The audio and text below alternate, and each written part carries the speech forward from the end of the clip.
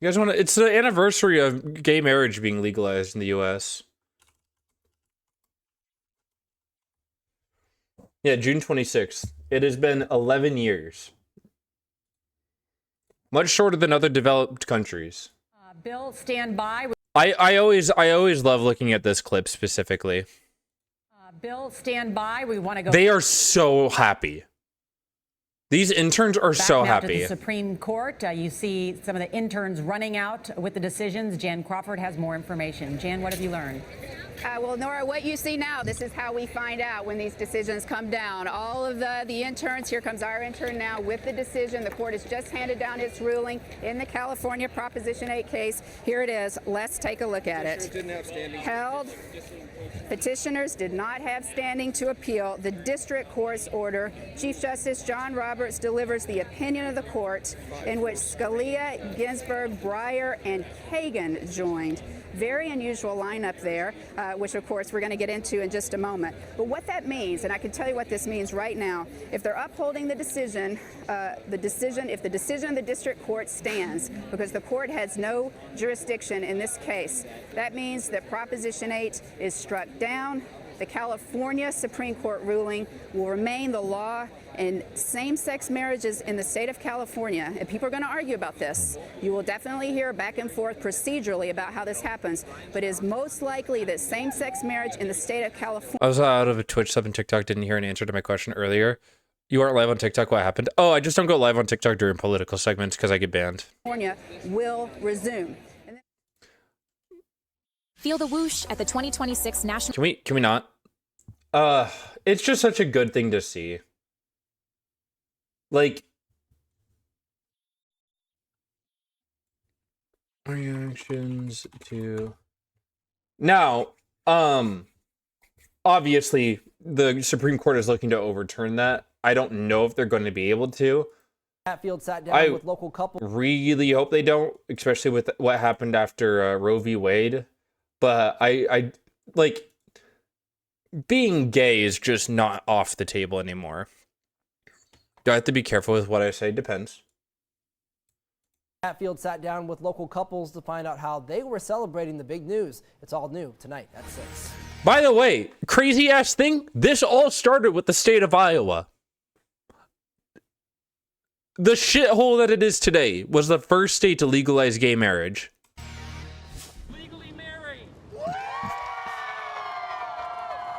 For same-sex couples around the country, today has been historic. Like, I wish when my state was woke with it. Yeah, woke 1 didn't work. Well, granted, this is pre-woke 1. This is like right at the beginning of woke 1. Before like purity testing. But like, every Democrat before this was like not super on board with gay marriage, by the way. That's why you have to look at a politician's history. Like Obama, not pro-gay marriage, but this happened under his administration. Biden was actually the one that pushed for this really hard. Biden's always been pretty pro-queer. Granted, he's so old now, it doesn't really matter. But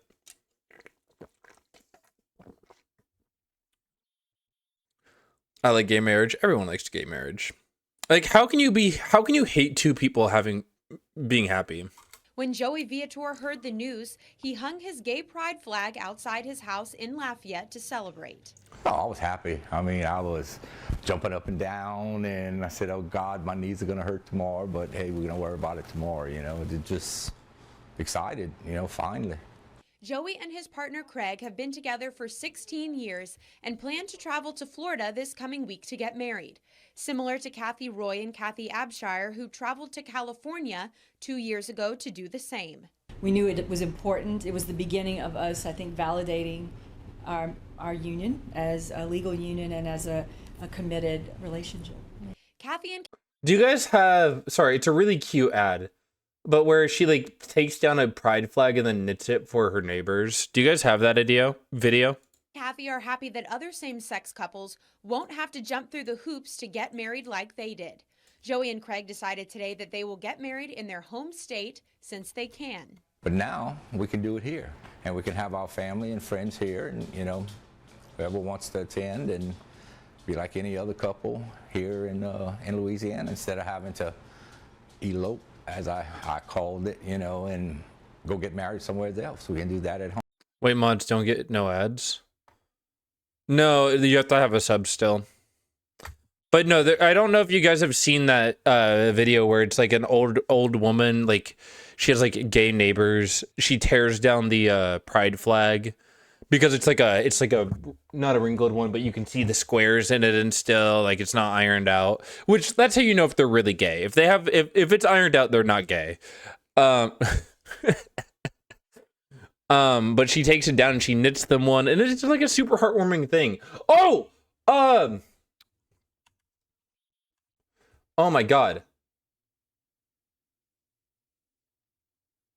Spain's IKEA is cooking as well. We'll pull that up.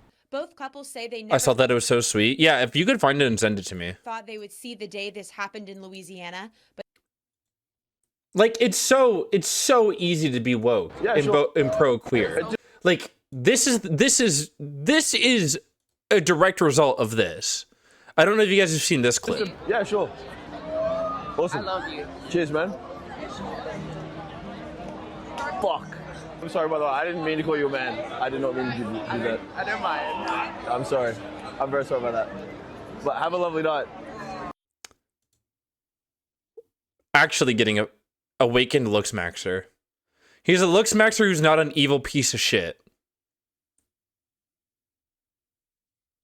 Easiest thing ever. Where'd you send it?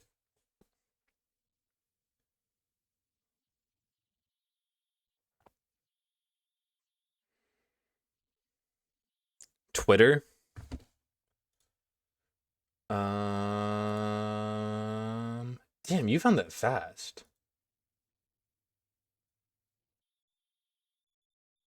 Oh, I must have sent it to you on Twitter.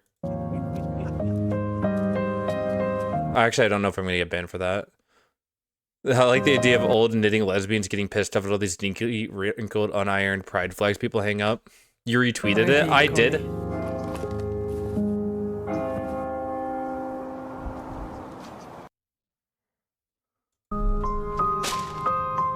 It's so cute! When do you go live tomorrow? Earlier in the day. It's so cute! This is Bloe. Bloe is a stuffed shark. Actually, Lopai was just a stuffed shark. Don't let his terrifying teeth fool you. He loves to cuddle. So much so that he was the embrace of the trans community that made him an absolute icon. Look at him. He doesn't miss a beat when it comes to defending our colors. Dude, like actually goated fucking IKEA, by the way. Being a shark, he knows how important company is when we're... It's so cute! I'm sorry, I needed something to smile about. Swimming against the current. Over all these years, Blohai has taught us a lot and... That's my go! That's my go! Is one of the few IKEA products that comes without instructions. So to honor the lesson that the trans community has taught us, we have decided to create a manual with which to transmit the one thing that cannot be taught. An empathy manual based on the experiences and needs of the community. I'm gonna cry. Like, actually, I'm gonna cry. That's so sweet. That kind of shit, like, gets me teared up. I can't read Spanish fluently, so I'm gonna translate it. For years, the trans community's embraced plush toy. Yeah. Disney plush toy need a manual, so we just heard of that. Only going to try in this manual discover small keys to dismantling prejudices, making everything fall into place more easily, because empathy shouldn't need a manual, but sometimes it helps to have one. So we're gonna have this. Buenos dias, ¿cómo te llamas? Which is like asking for their name and their pronouns.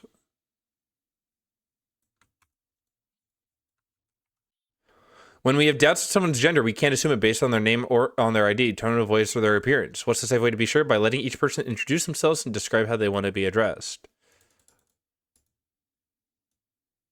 It's like this is the bare minimum for every company, by the way, going forward. When someone introduces themselves with a name, that's their name. We don't question or ask for their real name. If we need to confirm their information, we do so sensitively and focusing on the necessary details.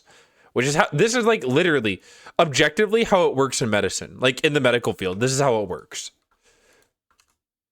If a trans person shares information about their body, their treatments, their private life, you listen. If they choose not to, we respect that. Empathy means being present without demanding explanations.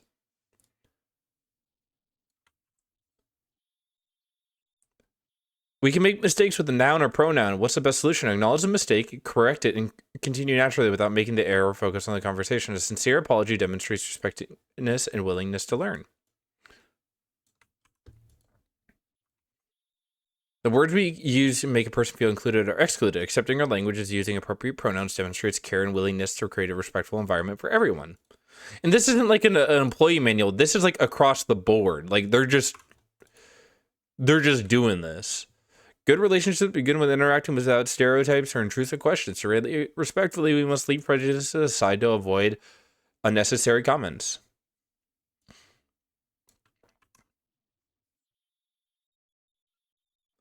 We don't use the correct name and pronoun in front of the person. We don't just use the correct name, but also when they're not there. We also use them when speaking with other people. And even after the interaction has ended, we always maintain respect and never reveal other people's identities without their consent. That's a big one. That is a very big one that a lot of people don't get. Like, you need to continue using the correct pronouns and name after the person's gone. We receive it naturally. We listen and validate more than just information. It's an act of trust. We make sure they do, if they come out to you.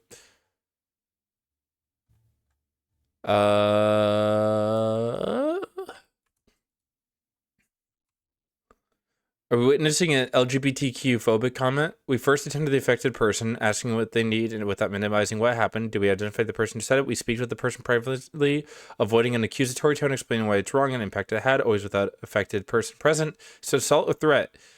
We contact the authorities or gather possible information. It's a work environment. We report to HR and use the channels designed to report or deal with these situations.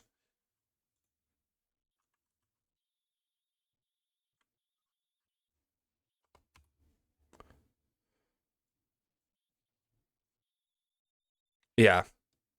At first it was like IKEA kind of like got it that it was a queer thing, but Empathy Manual was created in collaboration with the State Federation of LGBTQI plus and the bears the Yes We Trans seal. It stems from the real experience of trans people, their daily lives, and everything we will learn along the way. Thanks to their voices today, we have a guy that doesn't speak about them, but from their perspective. Bluehigh is the IKEA plush toy that needs an instruction manual. We not how to learn how to assemble, but rather learn how to support those who bring it home and help them feel at home. Because we are like a true shark, Bluehigh knows sometimes the sea isn't common. That's what essential isn't swimming alone, but having company when it's most needed. Like literally the best thing. Bare minimum. I just know it's a shark. The Bluehigh or the plush shark has become a symbol of trans people specifically. I don't know why it happened or where it came from, but trans people fell in love with the Bluehigh shark. Like, pretty much almost every single trans person has a Bluehigh. God, it's such a goofy looking goddamn shark.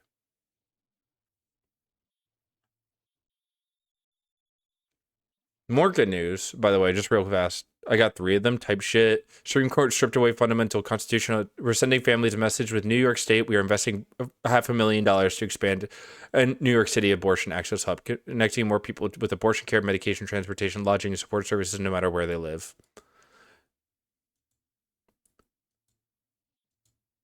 It's just like, this is a good segment. This is like we get a little bit of smiles segment.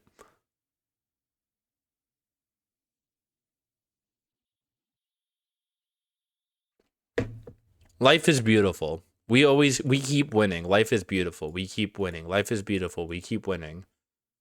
So now I gotta play Overwatch.